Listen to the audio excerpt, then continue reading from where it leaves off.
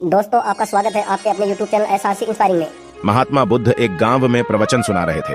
उन्होंने अपने पास बैठे हुए सभी लोगों को अपनी मधुर वाणी से संबोधित करते हुए कहा कि हर किसी मनुष्य को धरती माँ की तरह सहनशील तथा क्षमाशील होना चाहिए।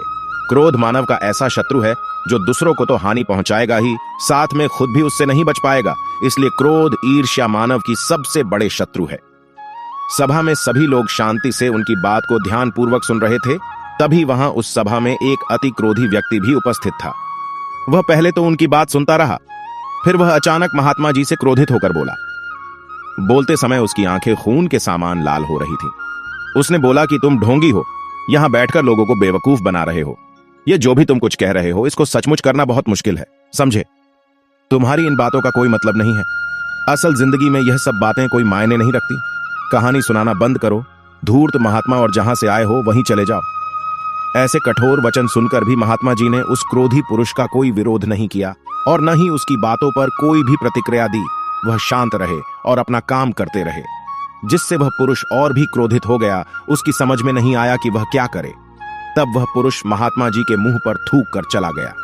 अगले दिन जब उस व्यक्ति का क्रोध शांत हुआ और उसे अपनी गलती का पछतावा हुआ, तब वह आत्मग्लानि में जलने लगा और फिर उसने सोचा कि उस महात्मा से मुझे माफी मांगनी चाहिए।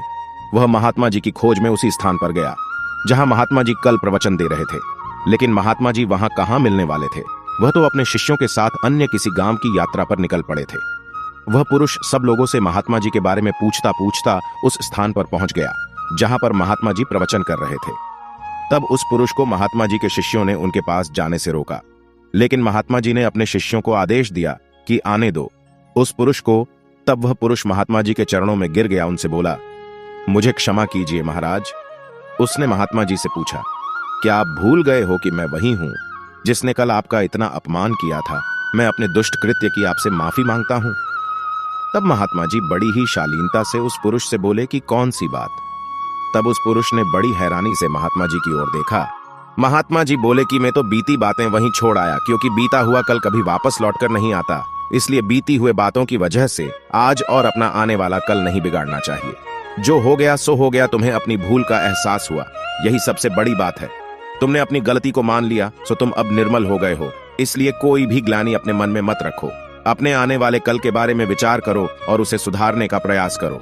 महात्मा जी की बात सुनकर उस पुरुष के मन का भार हल्का हो गया और उसने महात्मा जी के चरणों को पकड़कर कहा, आज से मैं अपने क्रोध का त्याग करता हूं और धैर्यवान और क्षमाशील होने का प्रण आज से ही लेता हूं। तो दोस्तों, हमें इस कहानी से यह प्रेरणा मिलती है कि हमें अपने बीते हुए कल की गलती को लेकर अपने वर्तमान को खराब नहीं करना चाहिए और उस गलती को अपने भविष्य में कभी नहीं करना चाहिए, क्योंकि दोस्तों बिता हुआ कल कभी लौटकर वापस नहीं आता। तो दोस्तों, अगर आपको महात्मा गौतम बुद्ध की इस कहानी से कुछ सीखने को मिला हो तो अपने दोस्तों के साथ इसे जरूर शेयर करें।